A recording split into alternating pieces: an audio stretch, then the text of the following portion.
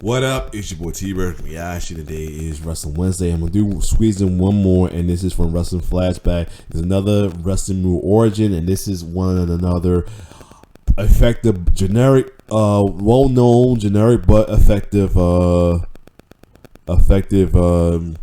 wrestling move in wrestling history, that is the Piledriver. So we definitely gonna like to hear the history of this one, though. A lot of people use it. Well, this the signature basic Piledriver, mostly by guys like Jerry the King Lawler, the Hart family, or the variation of a Piledriver such as the Tombstone Piledriver. So without further ado, let's check it out.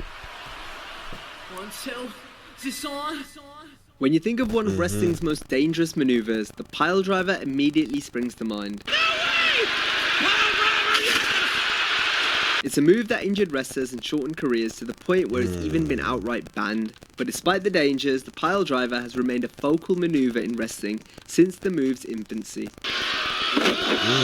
Its first documented use came in the 1950s when Wild Bill Longson innovated the move. Nature Boy Buddy Rogers would take the basic snap action of the hold further by jumping with the move, which made it look even more devastating. Drop kick and Carl Gotch inverted the move to loosely create what would be known today as the Tombstone. More traditional versions of the Tombstone would later be used by British wrestler Jackie Pallow in the 60s, and then Billy Robinson and Andre the Giant in the 70s. This inverted variation of the Piledriver would continue to pick up steam in the 80s, with more wrestlers opting to use it, such as the Dynamite Kid and Mark Rocco in Japan, Red Ivan in the UK, Don Morocco in the WWF, and the Super Destroyer in Memphis. Also in Memphis, during the same time, we would see the traditional Piledriver be mastered by Jerry the King Lawler. And it was here where the Piledriver would first be banned, with Lawler even being disqualified any time he used it. But this just made the move more iconic. Through the decades, the King would become synonymous with the Piledriver, as it's been his finishing move now for over 30 years.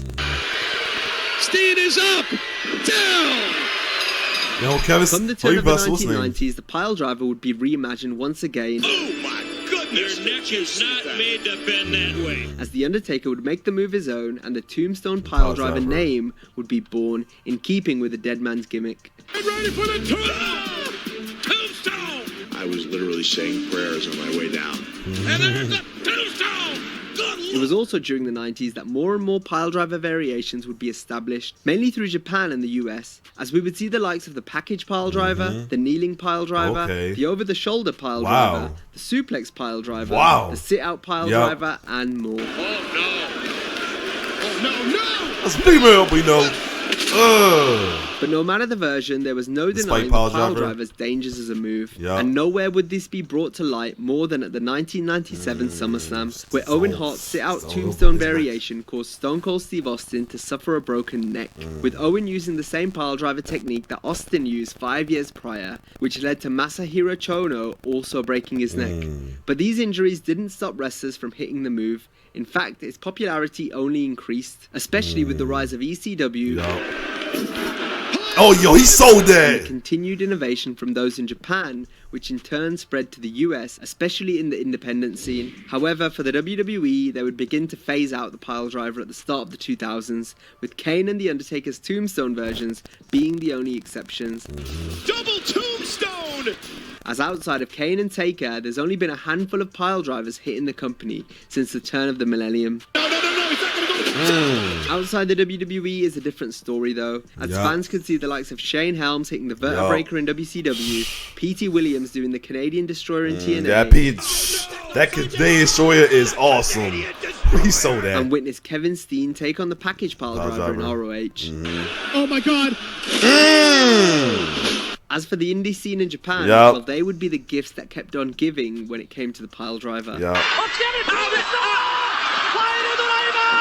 But even in modern times, there's still a host of new and different ways to hit the move, being seen not just on the indies, but also on the mainstream wrestling television via AEW's weekly programming. Nick Jackson up on the apron! Brothers man! With countless wrestlers on their roster, each putting a different spin on the maneuver. Look at this! Look at this! Oh yeah, the Dead Eye.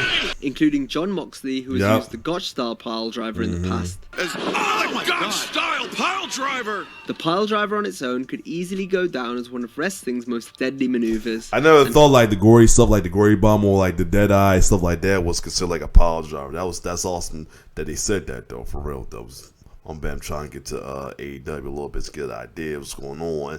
But yeah, I knew that. That's awesome. But keep going. This is due to its devastating visual and clear dangers. But perhaps these are the very reasons, along with the icons who have used it, are what has helped make the piledriver what it is today. Yup.